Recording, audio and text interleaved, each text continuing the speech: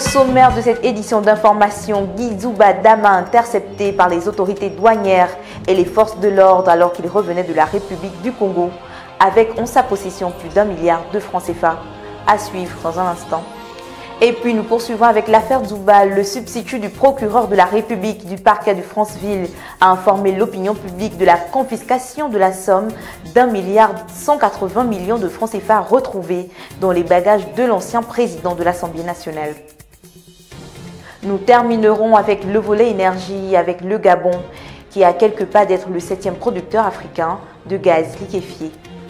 Voilà l'essentiel des titres, mesdames et messieurs. Bonsoir et bienvenue dans ce 1945.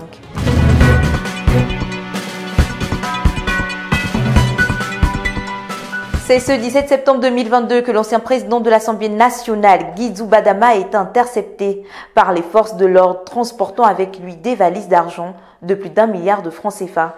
Plus de détails dans cet élément.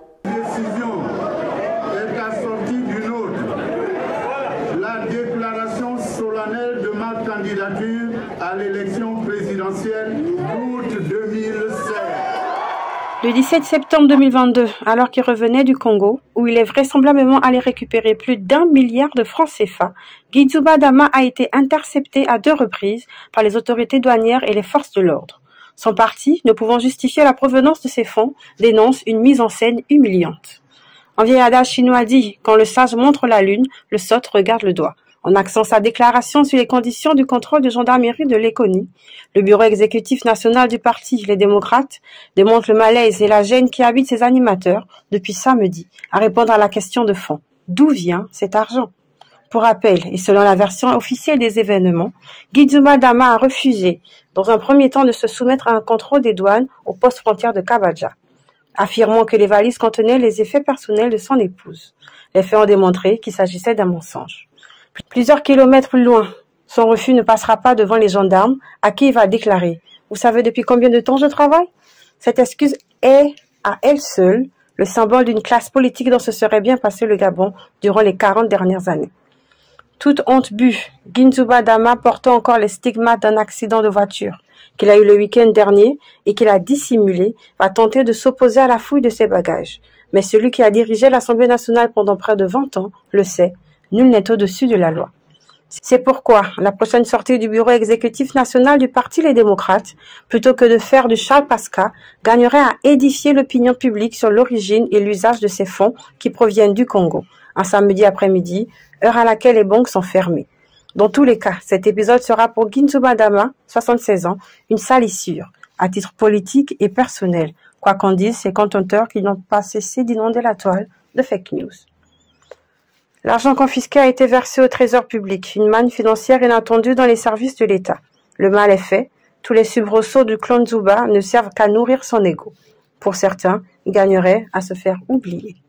C'est hier, 18 septembre 2022, que le substitut du procureur de la République du parquet de Franceville a tenu à rassurer l'opinion publique sur la détention préventive de Guy Zouba Dama et de la confiscation des 1 milliard 180 millions de francs CFA. Nous en saurons plus dans ce reportage.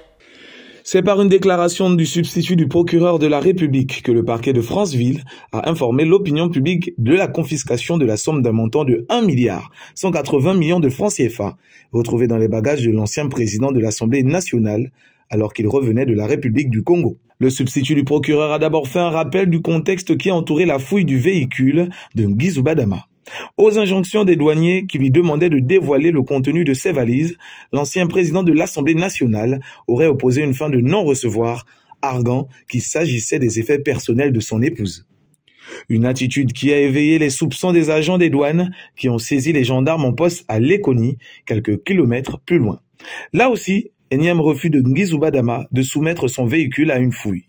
Ce qui a contraint les agents à le faire eux-mêmes et d'y découvrir, valise après valise, plusieurs liasses de billets de banque d'une valeur totale d'1 milliard 190 millions de francs CFA. Devant l'incapacité de l'ancien président de l'Assemblée nationale à justifier l'origine de ces fonds, ce dernier et sa suite ont été placés en garde à vue. L'argent confisqué a été remis au trésor public conformément à l'article 53 du règlement de la CEMAC, 0/18/CMAC/UMAC/CM du 21 décembre 2018 et à l'article 55 du même règlement qui rend obligatoire la déclaration en douane des valeurs et devises supérieures à 1 million de francs CFA. Pour avoir refusé de déclarer les dits fonds et pour n'avoir pas pu justifier leur provenance, un procès verbal de détention irrégulière de fonds, infraction prévue par l'article 55 du dit règlement et réprimée par l'article 470 du Code des douanes,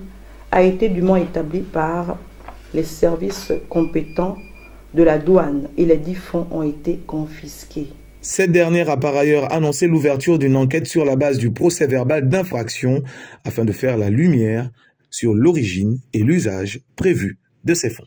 Nous terminons ce 1945 avec le Gabon qui souhaite faire son entrée dans le top 10 des pays africains producteurs de gaz naturel liquéfié. Le projet a été présenté de façon détaillée le 14 septembre 2022 par le directeur de Perenco Afrique et Perenco Gabon. On regarde. Le Gabon souhaite faire son entrée dans le top 10 des pays africains producteurs de gaz naturel liquéfié. Toute chose qui vaudra au pays d'atteindre l'autosuffisance gazière et ainsi exporter sa production. Ceci pourrait être rendu possible grâce au projet de construction d'une usine de production dans la zone du Cap Lopez.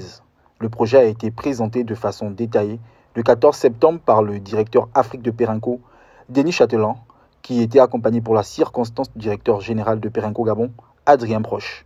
Donc ce matin, avec la direction de Perenco Oil & Gas Gabon, nous avons présenté aux autorités de tutelle, le ministre, la direction générale des hydrocarbures, un certain nombre de conseillers, ce projet de liquéfaction de gaz que nous entendons mener et développer au terminal du Cap Lopez. Le projet de liquéfaction qui va permettre de rajouter sur ces 15 000 tonnes par an, 30 000 tonnes par an supplémentaires et permettre ainsi au Gabon d'être autosuffisant en gaz butane, un produit très important pour le pays.